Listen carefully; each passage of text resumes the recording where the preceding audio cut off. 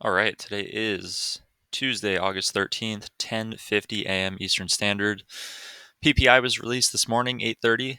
Stocks rise, bond yields drop on soft US PPI data. So, a little bit softer than expected. Gained 0.1% on the producer side for prices, and it was expected to come in at 0.2%. So market is having a nice little rally off this. This video won't be too long, not too many updates today. I think CPI tomorrow will be a lot more impactful, a lot more to talk about. So let's take a look at what we are seeing. The couple of interesting things worth pointing out here. One is gold. Gold is nearing breaking out of all-time highs. I think the actual spot price of gold is getting close to $2,500. This is futures, so they trade a little bit higher. I expect us to break this previous high. A lot of the Middle East tension and conflict has been causing the jump for gold, so I think gold will continue to go up. I think there were some talks of Iran attacking Israel and retaliating. Just some really interesting stuff going on there that's causing gold to go up. And look at silver, just not really doing a whole lot here. Silver down 1%. Silver, again, has an industrial component. So if market slows down, economy slows down, silver very much could go lower, whereas gold could continue higher as a safe haven asset. So just something to keep in mind there. What else are we seeing in the charts? So I talked about oats yesterday as a potential news failure. Oats closed pretty much neutral despite having more bearish sentiment in the agricultural report. So not really a reason for us to enter that position. And oats is trading lower today, so not much to really do there.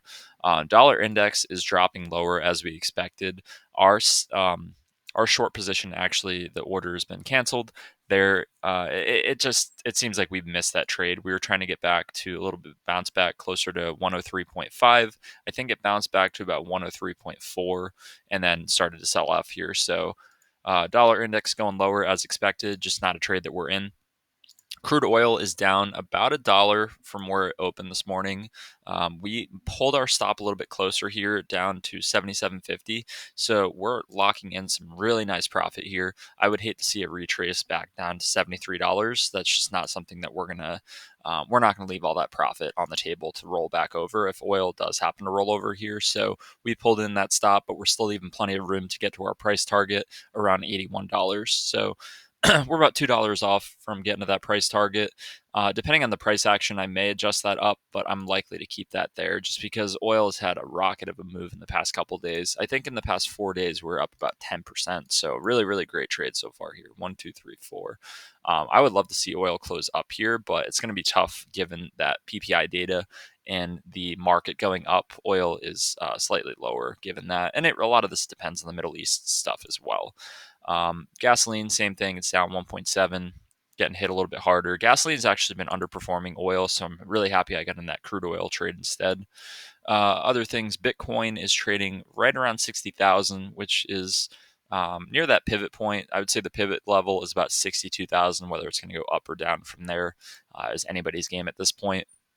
Last key update in this area. So we got stopped out of British pound. I pulled in the stop to lock in profit. And the main rationale behind this that I'm just going to point out for you guys, we have this kind of descending trend line, right? We have, especially on the 4 hour charts, a little more prominent here. We have this kind of key resistance level that has been tracking back to these highs. So we've not really been able to break back above that level for some time. And if I maybe draw this a little bit better, just to kind of get closer to these lines here, we've stayed below that line since we started the sell off, right? So lower, lower, bounced off it, went way lower, tried to confirm above it, failed, bounced off it, failed. And then we started to get this consolidation. And then what did we do? We broke above it. And then on the daily, we confirmed above it. So we broke out. We had another day where it closed higher. And then today, just this massive green candle. To me, this is confirmation that we're heading higher for Great British Pound. And we were in on the short. So we had taken profit off the table somewhere around here. and then we just took profit right around here. So we're out of this position. It looks like it's starting to rotate back. Will we get back in this? Potentially. If it starts to get more upside and gets crowded to go short again, then we'll consider shorting it again. But we pulled profits on this just because of that specific break back above the resistance line and then the confirmed close above it for a previous or consecutive day. So we're out of that. We're still trying to get in on that extra position on the Canadian dollar, but it's just kind of hovering in this little consolidated range. We're still in nice profit on our current two positions, but yeah, we're just kind of consolidating right now and not too much movement. Like I mentioned, we get stopped out of the yen on the last report. Yen's actually still trading in this consolidated range that is interesting. I almost wonder if a base is going to get built here and we're going to take off. I think we get stopped out in this bottom wick, which is fine. Just a trade we're not going to be in on.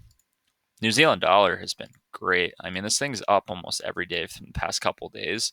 And this is the weekly, so it's having a really strong week. On the daily, it's having a really strong couple of days here, and it seems to be playing within this range. So I'm curious to see if we get rejected off the top part and head back lower before we really break out of this channel. So that's what we're looking at there.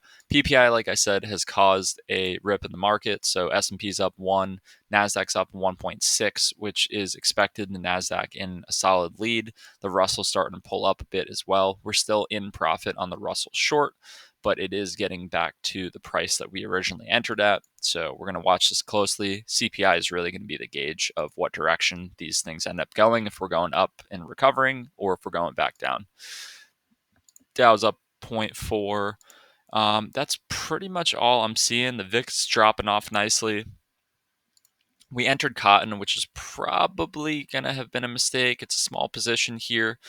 I'd like to see us bounce off this resistance line or this support level. If I pull this chart up, I mean, this is some major support that dates back. Yeah, we're dating back to the beginning of the year here. So, I mean, if we start to close below that, I would think that we're going lower and probably getting stopped out. But if we can stay confirmed above that resistance line on the daily, then I think we're prone for a breakout here. So how does that actually work? Well, we closed above with a green candle. This was after that agricultural report that came in slightly bearish, I would say, but production being down is bullish on price. I would like to see a green candle for 2 consecutive days above that line for that to be a confirmed breakout. So if we close red, but we're still above, then there's still a chance that we can confirm above. But right now, not good to have a red candle there. We would like to see confirmation that this is going to stay and respect what is now previously resistance, now support. So just kind of what we're thinking about and looking at there.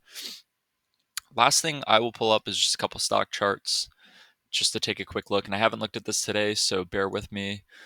Microsoft and Microsoft and Apple trading up pretty nicely. Intel's trying to find support at the $20 level. We're in on Lyft, which is kind of neutral, and Lululemon is kind of neutral. Let's see what else. AMD's up. I like AMD. Tesla is up 4%. It's kind of just playing around that $200 price. SMCI is having a good day. Corsair is doing okay. Nvidia's up. That's still also chopping around the $90 to $120 level. Rivian trading up a little bit. TSM, PayPal. I like PayPal as well. And Chewy is up. So, yeah, not too much that we're looking at here. Let's take a look at CrowdStrike. CrowdStrike doing okay at 240.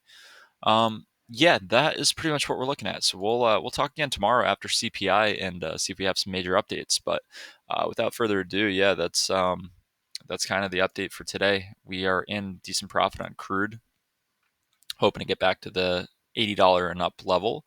We took profits on pound. We're in on Canadian dollar. We're in on cotton. So we'll see how these trades play out. Pull back the cotton index here, cotton price right there. We'll see how these play out, and we'll talk again tomorrow. Thanks.